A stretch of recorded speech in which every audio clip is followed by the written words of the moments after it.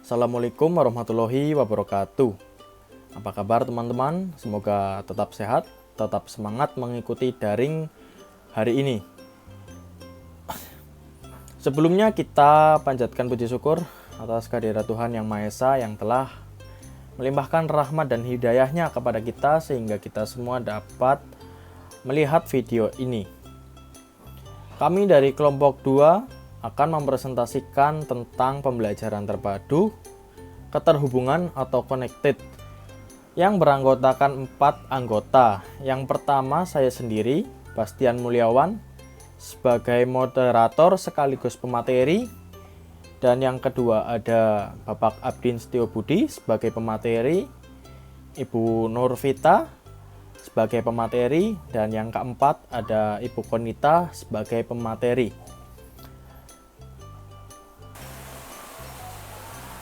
Materi yang pertama akan dijelaskan oleh saya sendiri selaku moderator dan pemateri.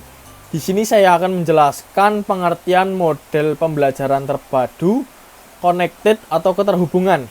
Jadi model pembelajaran keterhubungan ini yaitu pembelajaran yang saling mengkaitkan satu pokok bahasan dengan pokok bahasan yang lain, atau mengkaitkan keterampilan satu dengan keterampilan yang lain, atau juga mengkaitkan konsep satu dengan konsep yang lain. Jadi di sini guru tidak hanya memberi pelajaran itu saja, tetapi dalam penyampaian pembelajarannya itu saling mengkaitkan dengan pembelajaran yang lain. Contohnya guru memberi pembelajaran matematika tentang uang.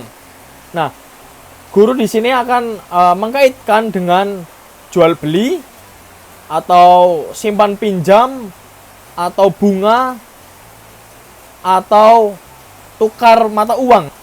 Di sini saya juga akan membahas tentang ciri-ciri atau karakteristik dari model pembelajaran terpadu connected.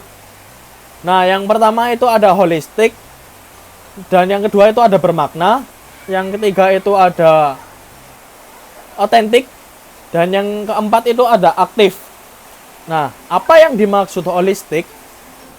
Yang dimaksud holistik adalah pembelajaran terpadu memungkinkan siswa untuk memahami suatu fenomena tidak dari satu sudut pandang saja, melainkan dari segala sisi yang akan membuat siswa menjadi lebih aktif dan bijak di dalam menyikapi atau menghadapi kejadian yang ada di depan mereka. Contohnya seperti tadi, tidak hanya mengenal uang saja, tetapi juga mengenal jual beli dan yang lain-lain yang sudah saya jelaskan tadi. Nah, untuk ciri yang kedua yaitu bermakna.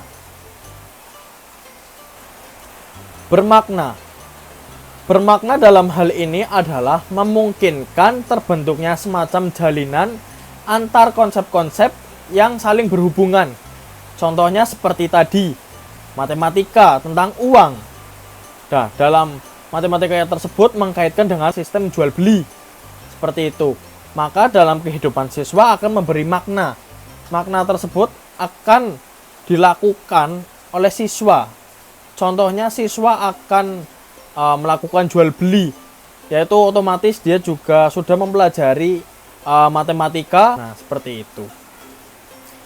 Selanjutnya materi yang ketiga akan dijelaskan oleh Bapak Abdin. Waktu dan tempat saya persilahkan. Terima kasih kepada Bapak Bastian yang telah memberikan kesempatan kepada saya untuk menjelaskan materi yang selanjutnya. Selanjutnya otentik. Pelajaran terpadu memungkinkan siswa memahami secara langsung prinsip dan konsep yang ingin dipelajarinya melalui kegiatan belajar serta tak secara langsung. Mereka memahami dari hasil belajarnya sendiri, bukan sekedar pemberitahuan dari guru. Informasi dan pengetahuan yang diperoleh sifatnya menjadi lebih otentik. Selanjutnya adalah aktif. Pembelajaran connected atau terpadu menekan keaktifan siswa dalam pelajaran baik secara fisik, mental, intelektual maupun emosional guna tercapainya suatu hasil belajar yang optimal. Dengan mempertimbangkan hasrat, minat, dan kemampuan sehingga mereka termotivasi untuk terus belajar dan belajar. Selanjutnya itu saya akan menjelaskan terkait dengan gambar model pembelajaran keterhubungan atau connected. Model pembelajaran connected atau keterhubungan connected ini memiliki arti saling terhubung seperti diumpamakan sebuah koneksi yang masih dalam suatu konsep. Model ini membahas setiap subjek dibahas sesuai dengan disiplin ilmu. Konten berhubungan topik ke topik, konsep ke konsep, kegiatan bisa dilanjutkan di tahun berikutnya. Dalam aplikasi pembelajarannya, misalnya pendidik membahas tentang pecahan ke desimal, maka selanjutnya akan dibahas tentang uang, tingkatan, dan lain-lainnya. Terima kasih atas kesempatannya. Saya kembalikan ke moderator. Terima kasih Bapak Abdin atas pemaparan materinya. Selanjutnya akan dilanjutkan oleh Ibu Konita sebagai pemateri. Waktu dan tempat kami persilahkan. Terima kasih kepada Bapak Bastian selaku moderator untuk kesempatan waktunya kepada saya. Di sini saya akan menjelaskan tentang kelebihan dan kelemahan model pembelajaran keterhubungan. Yang pertama, kelebihan. Keunggulan dari model pembelajaran ini adalah peserta didik memperoleh gambaran secara menyeluruh tentang suatu konsep sehingga transfer pengetahuan akan sangat mudah karena konsep-konsep pokok dikembangkan terus-menerus. Secara umum, proses pembelajaran sebagai suatu sistem dipengaruhi oleh 3 faktor masukan, yaitu raw input, instrumental input, dan environmental input. Selanjutnya,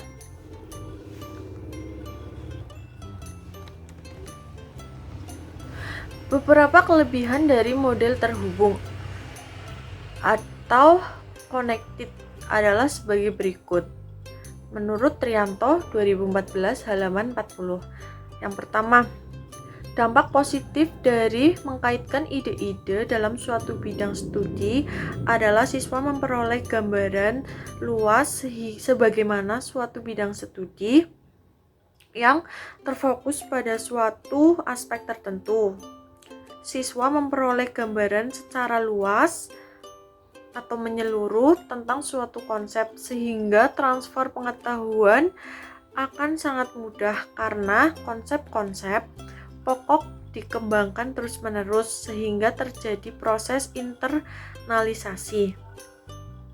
Yang ketiga, menurut ide-ide dalam suatu bidang studi sangat memungkinkan bagi siswa untuk mengkaji, mengkonseptualisasi, memperbaiki, mengasimilasi ide-ide secara luas sehingga memudahkan untuk terjadinya proses transfer ide dalam memecahkan masalah.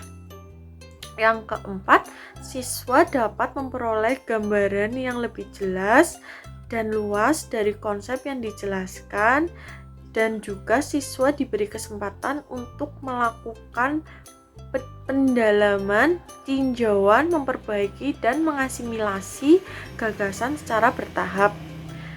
Yang kelima, guru akan melihat gambaran yang menyeluruh dan kemampuan atau indikator yang digabungkan. Selanjutnya,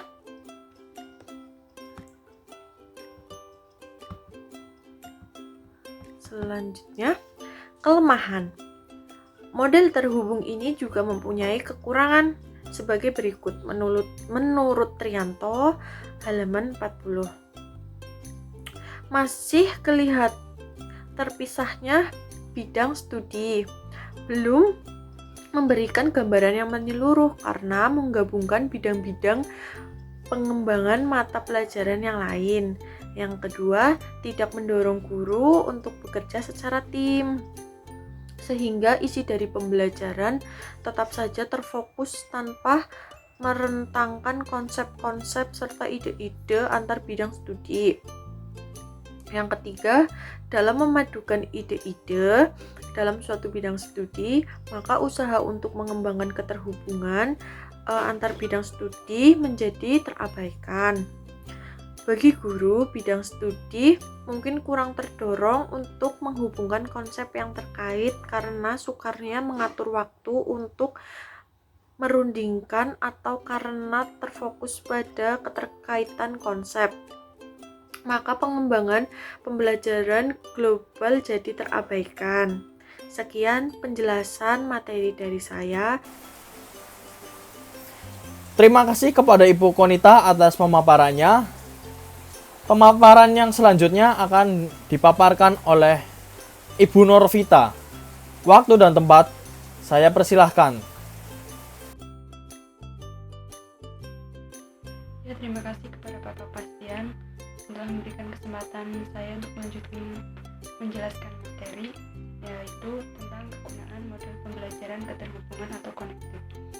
Model connected digunakan untuk menghubungkan beberapa materi atau kompetensi dan potensi dasar.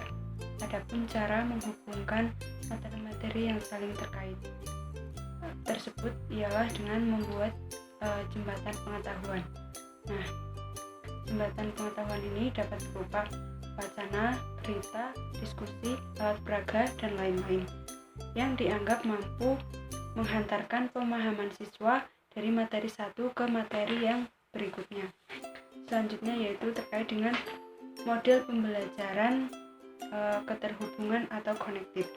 Nah, model connected pada dasarnya menghubungkan topik-topik dalam suatu disiplin ilmu. Konsep-konsep yang saling terhubung tersebut mengarah pada pengulangan atau review, konseptualisasi dan asimilasi gagasan-gagasan dalam suatu disiplin ilmu. Dalam model connected, hubungan antar disiplin ilmu tidak berkaitan.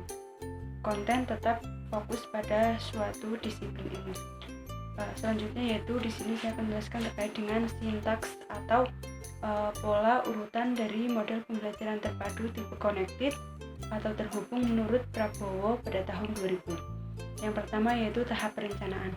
Jadi di sini tujuan untuk menentukan pembelajaran umum dan menentukan pembelajaran khusus.